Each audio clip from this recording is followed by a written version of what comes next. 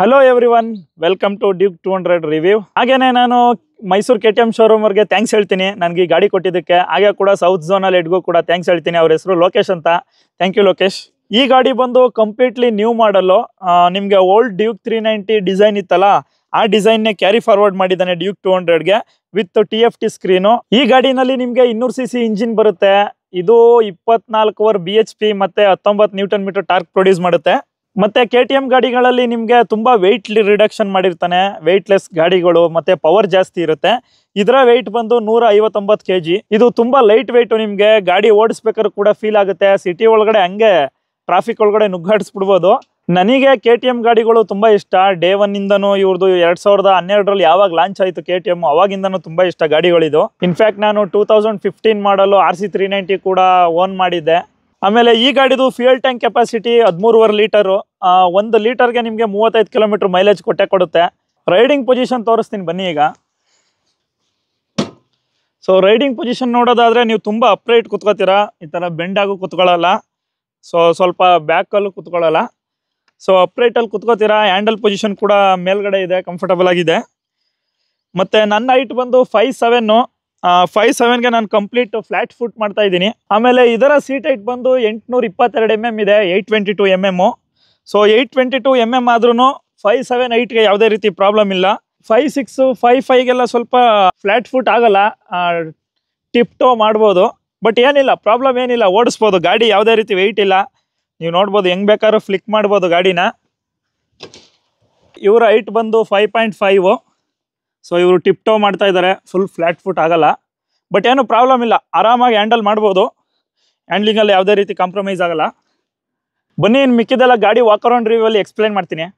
ನಾನು ಆಗಲೇ ಹೇಳ್ದಂಗೆ design wise old Duke 390 design ಇತ್ತಲ್ಲ, ಆ ಡಿಸೈನ ತೆಗೆದು ಡ್ಯೂಕ್ 200ಗೆ ಹಾಕಿದ್ದಾನೆ. ಹೆಡ್ಲ್ಯಾಂಪ್ ಕೂಡ ಸೇಮ್ ಹೆಡ್ಲ್ಯಾಂಪು ಓಲ್ಡ್ ಡ್ಯೂಕ್ 390ಇದು. ಮತ್ತು ಈ ಕಡೆಯಿಂದ ನೋಡೋದಾದರೆ ಸೇಮ್ ಡಿಸೈನ್. ರೈಟ್ ಸೈಡಿಂದ ನೋಡ್ಬೋದು ಗಾಡಿ ಈ ಥರ ಕಾಣುತ್ತೆ.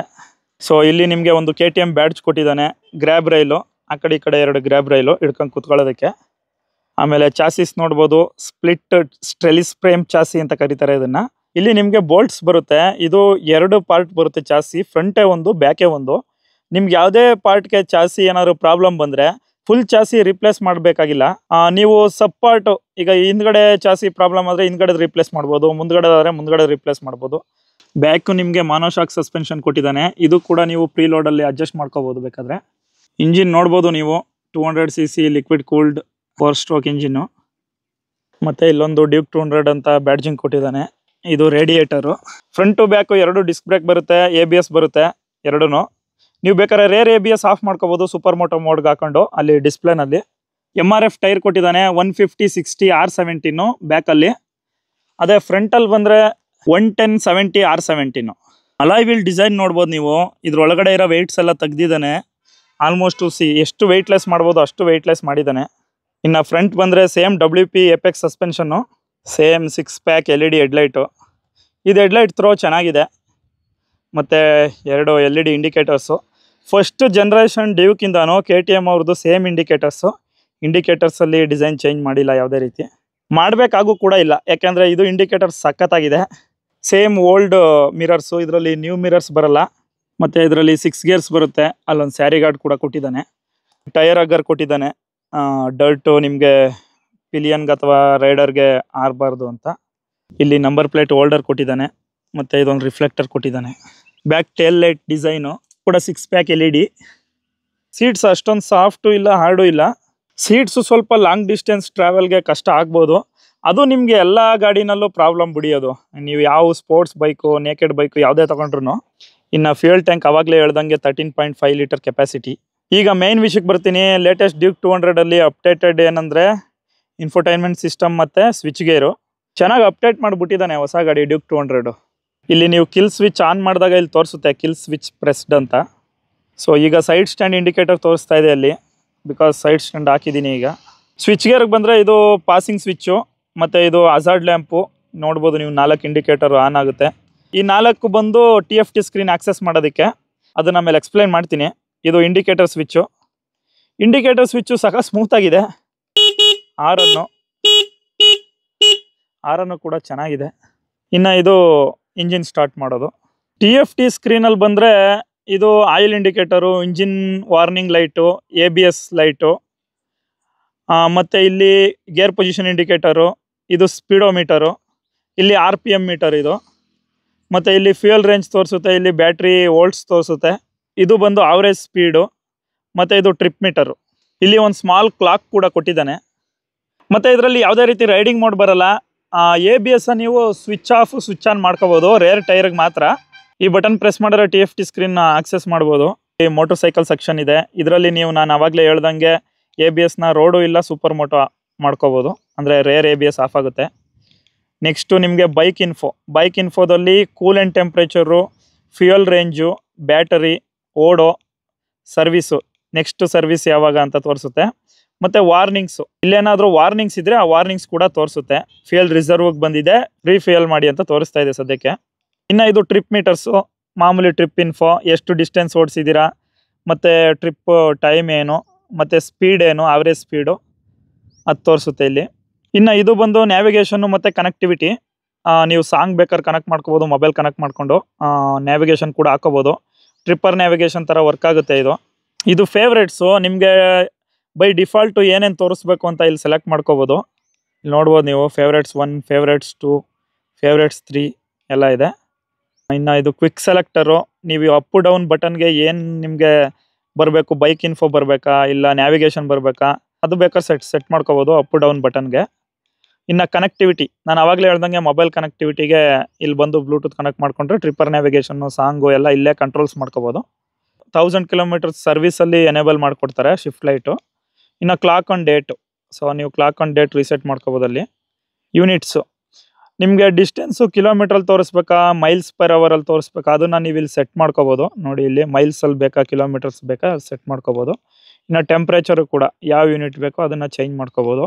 ಫ್ಯೂಯಲ್ ಕನ್ಸಂಪ್ಷನ್ನು, ಸೊ ಮೈಲ್ಸಲ್ಲಿ ತೋರಿಸ್ಬೇಕಾ ಇಲ್ಲ ಕಿಲೋಮೀಟರ್ಸ್ ತೋರಿಸ್ಬೇಕಾ ಅನ್ನೋದನ್ನು ಸೆಟ್ ಮಾಡ್ಕೋಬೋದು ಇಲ್ಲಿ. ಸ್ಲಿಪ್ಪರ್ ಕ್ಲಚ್ ಬರುತ್ತೆ ನಿಮಗೆ. ಹ್ಯಾಂಡ್ ಗ್ರಿಪ್ಪಲ್ಲಿ ನೋಡ್ಬೋದು ನೀವು ಇಲ್ಲಿ KTM ಅಂತ ಬ್ರ್ಯಾಂಡಿಂಗ್ ಕೊಟ್ಟಿದ್ದಾನೆ, ಚೆನ್ನಾಗಿದೆ ಇದು KTM ಅಂತ ಬ್ರ್ಯಾಂಡಿಂಗ್ ಕೊಟ್ಟಿರೋದು ಇಲ್ಲಿ. ಇದರ ಆನ್ ರೋಡ್ ಪ್ರೈಸ್ ಬಂದು ಕರ್ನಾಟಕದಲ್ಲಿ 2.5 ಲಕ್ಷ.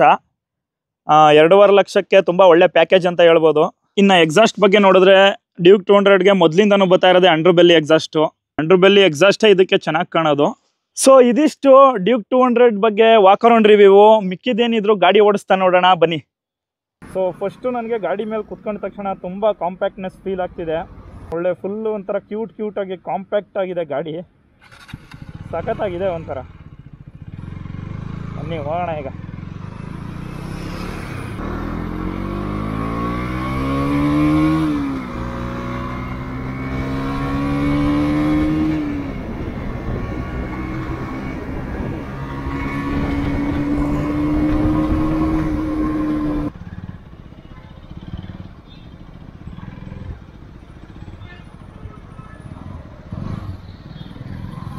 ಇದು ಬಂದು ಹೊಸ ಗಾಡಿ, ಈಗ 73 ಕಿಲೋಮೀಟರ್ ಓಡಿದೆ ಅಷ್ಟೇ.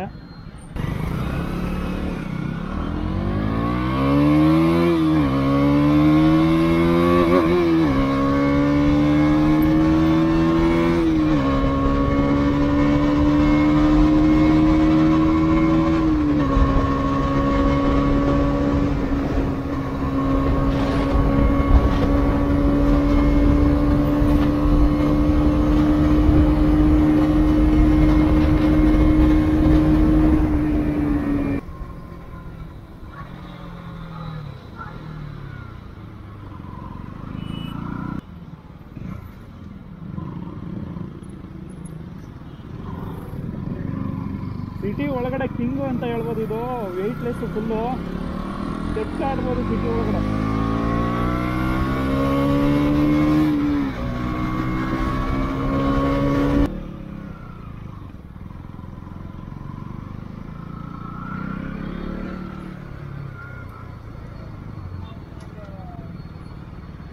ನಮಗೆ ಅಷ್ಟೊಂದು ವೆಯ್ಟ್ ಇರೋ ರಾಯಲ್ ಎನ್ಫೀಲ್ಡ್ ಗಾಡಿಗಳನ್ನ ಹ್ಯಾಂಡ್ಲ್ ಮಾಡಿ ಇದೊಂದು ಸ್ವಲ್ಪ ವೆಯ್ಟ್ಲೆಸ್, ಒಂಥರ ಗೊತ್ತೇ ಫೀಲೇ ಆಗ್ತಾ ಇಲ್ಲ ಗಾಡಿ ಮೇಲೆ ಕೂತಿದ್ದೀನಿ ಅಂತ.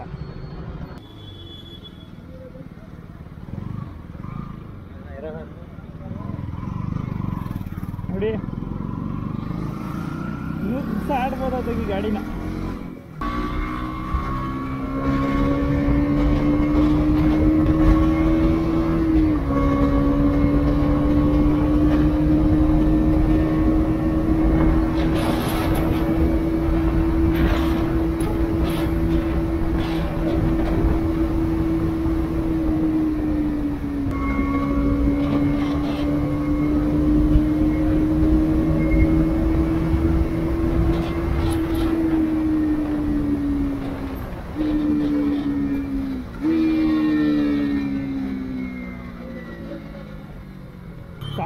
ಬ್ರೇಕ್ಸಲ್ಲಂತೂ ಹೆವಿ ನಿಂಬಲ್ ಆಗಿದೆ ನೋಡಿ. ಇಲ್ಲೊಂದು ಗುಂಡಿ ಇದೆ, ಗೊತ್ತೇ ಆಗಲ್ಲ. ಇನ್ಫ್ಯಾಕ್ಟ್ ನಾನು ಪಿಲಿಯನ್ ಹಾಕೊಂಡಿದ್ದೀನಿ ಹಿಂದೋಡೆ. So far no complaints. ಒಂದೇನಪ್ಪ ಅಂದರೆ ಹಿಡ್ಕೊಳಕ್ಕೇನೂ ಇಲ್ಲ ಹಿಂದ್ಗಡೆ ಅಂತ ಹೇಳ್ತಾ ಇದ್ದಾನೆ. ಬಟ್ ಈ ಗಾಡಿನಲ್ಲಿ ಕೂತ್ಕೊಂಡ್ರೆ ಮುಂದ್ಗಡೆನ ತಪ್ಕೊಂಡೇ ಬಿಟ್ಕೋಬೇಕು. ಈ ಗಾಡಿಗೆ ಮೇನ್ ಕಾಂಪಿಟೇಷನ್ ಬಂದು NS 200. ಅದರಲ್ಲೂ ಸೇಮ್ ಇಂಜಿನೇ ಬರುತ್ತೆ, KTM ಅವ್ರದ್ದು 200cc. NS 200ಅಲ್ಲಿ ಪವರ್ ತುಂಬ ಚೆನ್ನಾಗಿದೆ, ಬಟ್ ಏನಂದರೆ ಇಷ್ಟೊಂದು ಫೀಚರ್ಸ್ ಬರಲ್ಲ ಅದರಲ್ಲಿ. ಮತ್ತು ಗಾಡಿ ಸ್ವಲ್ಪ ವೈಡ್ ಆಗಿದೆ, ಇದು ಕಾಂಪ್ಯಾಕ್ಟ್ ಆಗಿದೆ. ಬ್ರೇಕ್ಸು ಇದ್ರದ್ದು NSಗಿಂತ ಚೆನ್ನಾಗಿದೆ. ಗುಂಡಿಗೆ ಬಿಟ್ನಲ್ಲ ಬೆನ್ನು ಹೋಯ್ತಾ ಇದ್ದದ, ಬೆನ್ಗೇನು ಹೊಡಿತಾ ಇದ್ದದ, ಹೆಂಗೆ ಸಸ್ಪೆನ್ಷನ್ ಹೆಂಗೆ ವರ್ಕ್ ಆಯ್ತಾ ಇದ್ದದು. ನಾನು ಅಲ್ಲಿ ಜೋರಾಗೆ ಬಿಡ್ತಾ ಇದ್ದೀನಿ ಗುಂಡಿಗಳಿಗೆಲ್ಲ. ಪಿಲಿಯನ್ ಹೇಳ್ತಾ ಇದ್ದಾರೆ ಸಸ್ಪೆನ್ಷನ್ ಯಾವುದೇ ರೀತಿ ಪ್ರಾಬ್ಲಮ್ ಇಲ್ಲ, ಚೆನ್ನಾಗಿ ವರ್ಕ್ ಆಗ್ತಿದೆ ಅಂತ.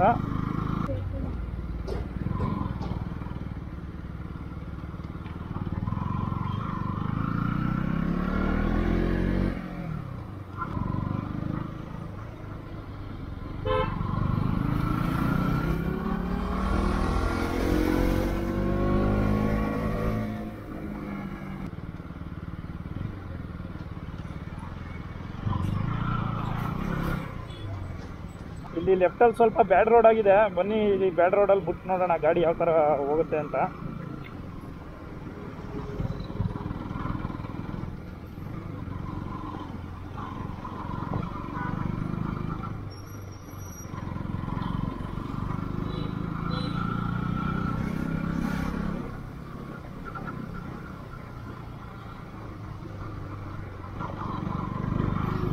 ಪಿಲಿಯನ್ ಕೂಡ ಏನು ಕಂಪ್ಲೇಂಟ್ ಹೇಳ್ತಾ ಇಲ್ಲ, ನಿಧಾನಕ್ಕೆ ಹೋಗುವಂತ.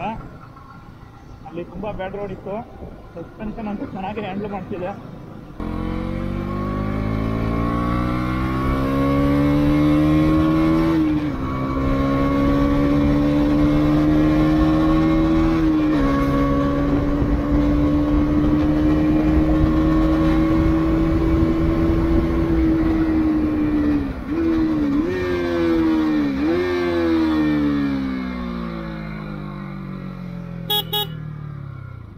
ಸೊ ಇದಾಗಿತ್ತು ಡ್ಯೂಕ್ 200 ಬಗ್ಗೆ ಕಂಪ್ಲೀಟ್ ರಿವ್ಯೂ. ವಿಡಿಯೋ ನೋಡೋದಕ್ಕೆ ಧನ್ಯವಾದಗಳು. ಲೈಕ್ ಮಾಡಿ, ಕಮೆಂಟ್ ಮಾಡಿ, ಶೇರ್ ಮಾಡಿ, ಮತ್ತು ಸಬ್ಸ್ಕ್ರೈಬ್ ಮಾಡೋದನ್ನು ಮಾತ್ರ ಮರಿಬೇಡಿ.